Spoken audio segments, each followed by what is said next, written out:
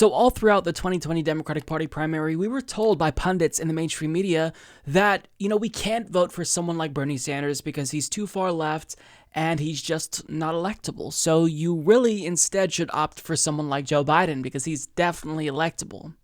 Except now that more and more people are voting, they're realizing that they're not actually receptive to that message. And as more and more polls show that Bernie's actually the strongest against Donald Trump, that argument now has no legs to stand on. It never did, but now more so than ever.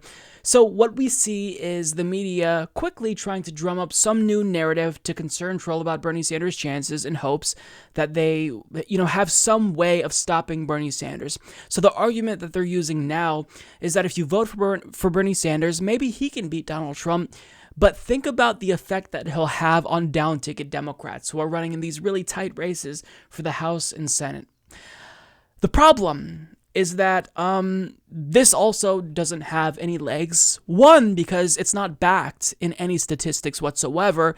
And two, because Democrats are now saying, actually, that's not true. Because understand, if you are in Democratic leadership, if you're, a Democratic senator, you don't want to spook the donors. You don't want to tell them that, hey, if this guy who's probably going to be the nominee is going to hurt all of us, they're not going to donate to your campaign, because these campaign contributors, they donate oftentimes with the expectation that they'll be able to buy influence. So if they think that you're going to lose, they're not going to donate to you. So Democrats have a vested interest in making it seem as if, the House and the Senate aren't lost causes. And on top of that, perhaps more importantly, they are embracing Bernie Sanders to an extent. They're not endorsing him yet, right? But members of the Democratic Party establishment are not running away from Bernie Sanders as they previously were. So it's really nice to see this narrative get debunked as quickly as it came up. But just watch what Chris Murphy said in an interview with Jake Tapper on CNN. He dismissed this notion that Bernie Sanders isn't electable, and he also dismissed the notion that Bernie Sanders would hurt down-ticket Democrats. Do you have any concerns about Bernie Sanders as a Democratic nominee in terms of his ability to beat President Trump in November, or how much he might hurt down-ballot Democrats who are in more moderate districts? I do not. I think Bernie Sanders will beat Donald Trump. I think Joe Biden would beat Donald Trump. I think Elizabeth Warren would beat Donald Trump. What we need is a candidate who has a base of enthusiastic supporters, who's authentic, who speaks truth to power, who can throw a punch and who can take a punch. I think anybody that's polling in the top 4 or 5 fits that bill. But Bernie's base of support, the enthusiasm behind him, I think speaks to the strength of his candidacy, both in the primary, but as a general election candidate as well. That was very strong. Are you endorsing him? Are you supporting him? No, I'm not endorsing anyone. I think that this primary is going to be a test of who is ready, who's tough enough to take on President. So this is a really big deal because previously, when this question was posed to a Democrat, and to be fair, I don't know what Chris Murphy said before, but when this question was previously posed to Democrats, their answer usually was, well, let's just wait and see who wins, and we'll go from there. We'll wait and see how the process will play out. But now they're actually responding directly to the prospect of Bernie Sanders becoming the nomination, which tells us a key thing, that they're starting to grapple with the reality of a Bernie nomination. And they know that the writing's on the wall. He may very well be the presumptive nominee after Super Tuesday, and they can no longer trash him. Otherwise, all of this enthusiasm that's behind him isn't going to help them, right? And you want to ride on Bernie Sanders' coattails. And Chris Murphy was correct to point out that Bernie has a lot of enthusiasm behind him. So if this person with a massive movement has all of this energy behind him, and you start dogging on him, well, that's not going to help your case. And I don't know if he's up, for re-election, to be fair, but it hurts Democrats if they dog on the person who's at the top of the ticket. So they're starting to accept the reality that Bernie Sanders may very well be the Democratic Party's nominee. This is huge, and it may seem like I'm reading too much into this, but hold, because I've got more on that. But I want to get to a specific quote from Chris Murphy here. He says, Bernie's base of support, the enthusiasm behind him, speaks to the strength of his candidacy in the primary and the general election as well. And this right here, I shouldn't have to give him credit for saying this because it's just common sense, but yeah, it doesn't take a Democratic strategist who's paid 7 figures a year to tell you that Democrats win elections when turnout is high and the base is excited to come out and vote. That's what led Obama to victory, and that's what's going to lead Bernie to victory if he's at the top of that ticket. So this is really what it's all about.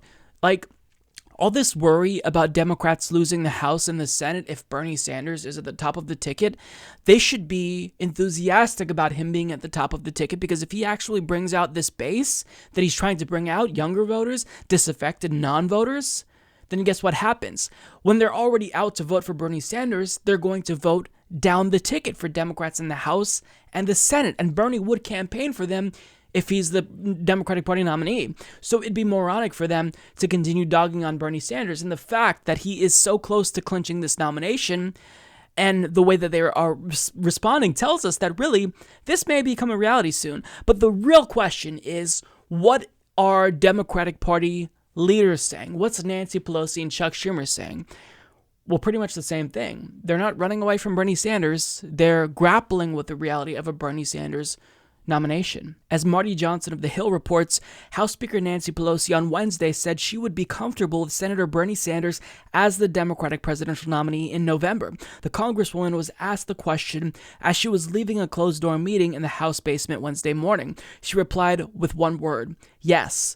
Other congressional Democrats have balked at the idea of Sanders, a longtime independent and self-proclaimed Democratic socialist, being the party's nominee in the general election. Senate Minority Leader Chuck Schumer on Tuesday also suggested that he would be comfortable with the Vermont senator as his party's nominee.